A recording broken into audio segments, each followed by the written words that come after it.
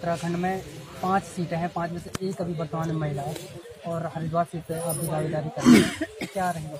1977 से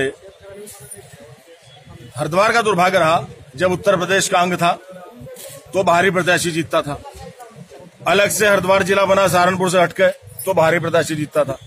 2001 में उत्तराखंड बना तो बाहरी प्रत्याशी जीतता है। यहाँ का निवासी त्रस्त है, यहाँ के निवासियों की एक चित्कार है कि हमें अपना स्थानीय प्रतिनिधि चाहिए।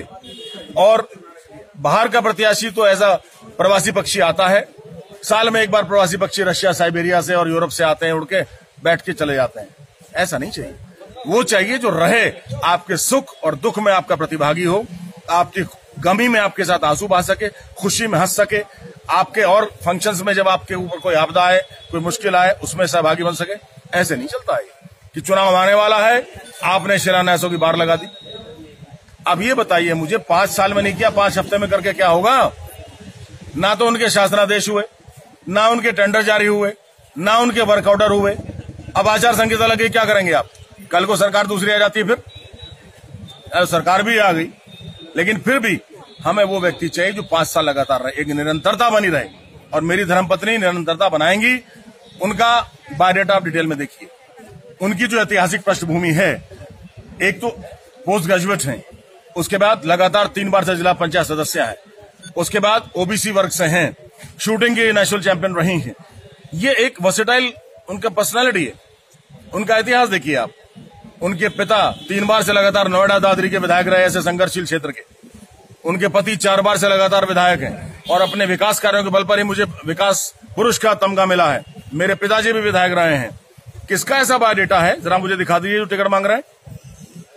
महिला सशक्तिकरण के लिए बातें हो रही हैं। उड़ीसा के चीफ मिनिस्टर ने आज कहा अखबार में 35% आरक्षण महिलाओं को टिकट में।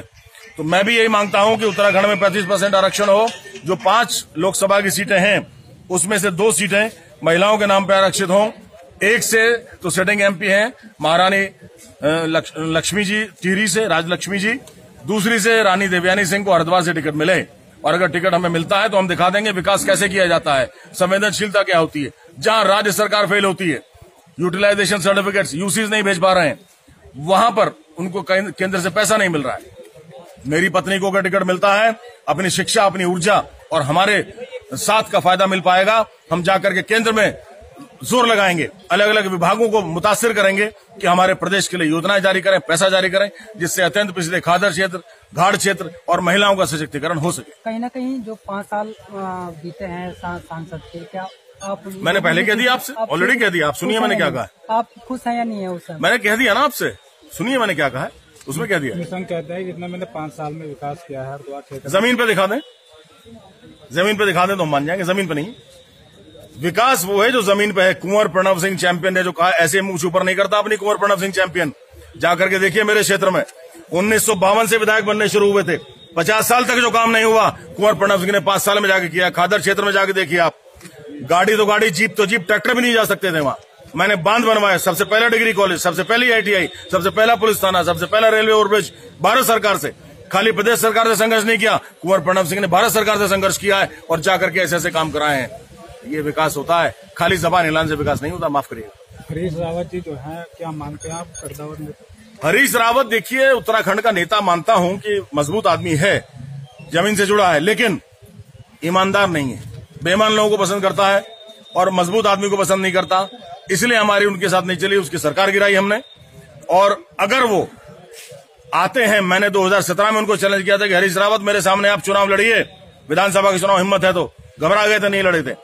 आज अगर महागठबंधन के कैंडिडेट बन के हरीश रावत आते हैं तो मेरी धर्मपत्नी उनको मिट्टी सुंघा देंगी, धूल चटा देंगी। मुझे पूर्ण उम्मीद है कि हमें टिकट मिलता है भारतीय जनता पार्टी से तो हम आपको जीत के दिखाएंगे हरिद्वार, क्योंकि उसके लिए समीकरण ऐसा है।